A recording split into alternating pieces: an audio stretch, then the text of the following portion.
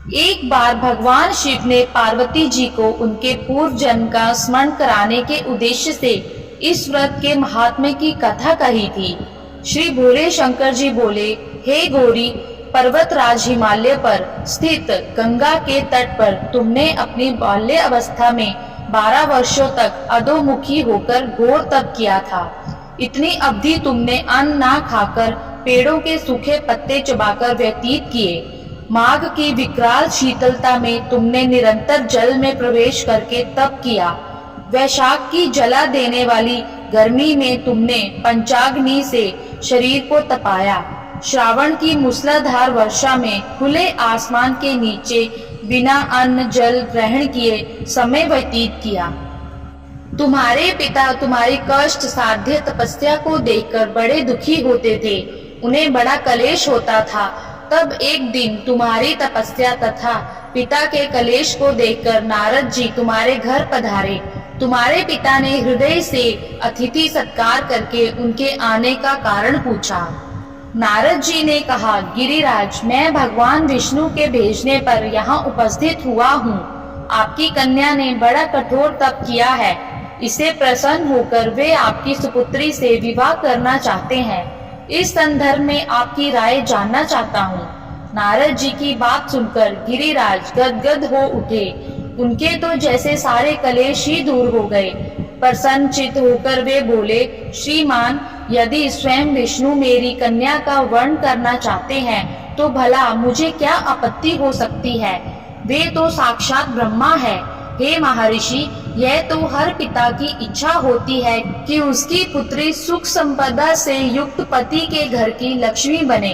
पिता की सार्थकता इसी में है कि पति के घर जाकर उसकी पुत्री पिता के घर से अधिक सुखी रहे।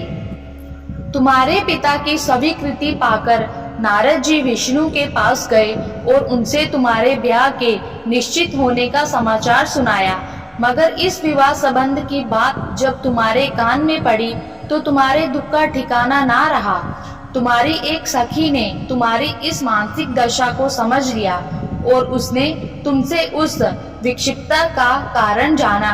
जब तुमने बताया, मैंने सच्चे हृदय से भगवान शिव शंकर का वरण किया है, किंतु मेरे पिता ने मेरा विवाह विष्णु जी से निश्चित कर दिया। मैं विचित्र धर्म संकट में हूँ। अब क्या करूँ? प्राण छोड़ देने के अतिरिक्त अब कोई भी उपाय शेष नहीं बचा है। तुम्हारी सखी बड़ी ही समझदार और सूझबूझ वाली थी। उसने कहा, सखी, प्राण त्यागने का इसमें कारण ही क्या है? संकट के मौके पर धैर्य से काम लेना चाहिए। नारी के जीवन की सार्थकता इसी में है कि पति रूप में हृदय से जिसे एक बार स्वीकार कर लिया, जीवन भर उसी से निर्वाह करें। सच्ची आस्था और एक निष्ठा के समक्ष तो ईश्वर को भी समर्पण करना पड़ता है। मैं तुम्हें घनघोर जंगल में ले चलती हूँ, जो साधना स्थली भी हो और जहाँ तुम्हारे पिता तुम्हें खोज भी ना पाए। वहाँ तुम साधना में लीन हो जाना। मुझे विश्वास है कि ईश्वर अवश्य ही तुम्हारी सहायता करेंगे। तुमने ऐसा ही किया। तुम्हारे पिता तुम्हें घर पर ना पाकर बड़े दुखी तथा चिंतित हुए। वे सोचने लगे कि तुम जाने कहाँ चली गई। मैं विष्णु जी से उसका विवाह करने का प्रण कर चुका हूँ। यदि भगवान विष्णु जी बारात लेकर आ गए और कन्या घर पर ना हुई तो बड़ा अपमान होगा। मैं तो कहीं मुंह दिखाने के योग्य भी नहीं रहूंगा। यही सब सोचकर गिरिराज ने जोर शोर से तुम्हारी खोज शुरू करवा दी। इधर तुम्हारी खोज होती रही और उधर तुम अपनी सखी के साथ नदी के तट पर एक गुफा में मेरी आराधना में लीन थी। भाद्रपद शुक्ल तृतीया को हस्त नक्षत्र था। उस दिन तुमने रेत के शिवलिंग का निर्माण करके व्रत किया। रात भर मेरी स्तुति के गीत गाकर जागी। तुम्हारी इस कष्ट साध्य तपस्या के प्रभाव से मेरा आसन डोलने लगा। मेरी समाधि टूट गई। मैं तुरंत तुम्हारे समक्ष जा पहुंचा और तुम्हारी तपस्या से प्रसन्न होकर तुमसे वर मांगने के लिए कहा। तब अपनी तपस्या के फल स्वरूप मुझे अपने समक्ष पाकर तुमने कहा, मैं हृदय से आपको पति के रूप में वर्ण कर चुकी हूँ।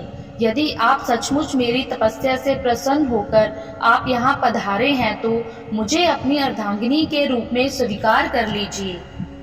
तब मैं तथास्तु कहकर कैलाश पर्वत पर लौट आया। प्रातः होते ही तुमने पूजा की समस्त सामग्री को नदी में प्रवाहित करके अपनी सहेली सहित व्रत का पारण किया। उसी समय अपने मित्र, बंधु व दरबारियों सहित गिरिराज तुम्हें खोजते खोजते वहां आ पहुँचे और तुम्हारी इस कष्ट साध्य तपस्या का कारण तथा उद्देश्य पूछा।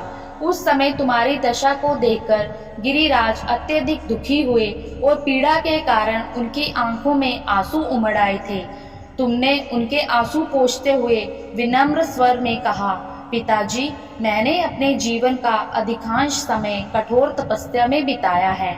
मेरी इस तपस्या का उद्देश्य केवल यही था कि मैं महादेव को पति के रूप में पाना चाहती थी। आज मैं अपनी तपस्या की कसौटी पर खरी उतर चुकी हूँ। आप क्योंकि विष्णु जी से मेरा विवाह करने का निर्णय ले चुके थे, इसलिए मैं अपने आराध्य की खोज में घर छोड़कर चली आई। अब मैं आपके साथ इसी शर्त पर घर जाऊंगी कि आप मेरा विवाह विष्णु जी से ना करके महादेव जी से करेंगे। गिरिराज मान गए और तुम्हें घर ले आए। कुछ समय के पश्चात शास्त्रों के लिए गिरिराज मान गए और तुम्हें घर ले आए। कुछ समय के पश्चात शास्त्रों के साथ विधि विधान पूर्वक उन्होंने हम दोनों का विवाह सूत्र में बांध दिया। हे पार्वती, भाद्रपद की शुक्ल तृतीया को तुमने मेरी आराधना करके जो व्रत किया था, उसी के फल स्वरूप मेरा तुमसे विवाह हो सका। इसका महत्व यह है कि मैं इस व्रत को करने वाली कुंवारियों को मनोवांछित फल देता हूँ। इसलिए सौभाग्य की इच्छा करने वाली प्रत्येक युवती को यह व्रत पूरी एक निष्ठा तथा आस्था से करना चाहिए। धन्यवाद।